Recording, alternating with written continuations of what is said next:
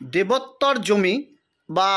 শিবত্বর জমি বা দেবতার উদ্দেশ্যে যে জমি রয়েছে, যদি রেকর্ডে সেই জমির উল্লেখ থাকে, তাহলে সেই জমির রেকর্ড থেকে কিভাবে দেবত্বর কাটাবেন। দেখুন, এমনি যদি আপনি বিএলআরও অফিসে যান,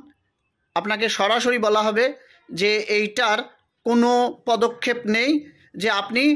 রেকর্ড থেকে শিবত্বর বা দেবত্বর জমির যে কথাটা সেটা কাটাতে পারবেন। এটা যদি আপনাকে কাটাতে হয়, তাহলে যিনি প্রথম সেই জমির সেবায়েত অর্থাৎ পুরোহিত হিসাবে যে মন্দিরের জায়গা যিনি পুজো করতেন, তাকে আপনাকে প্রথমে ধরতে হবে। তিনি যদি কোর্টে ডিক্লিয়ারেশন দেয় যে আমি এই জমিটি বিক্রি করেছিলাম,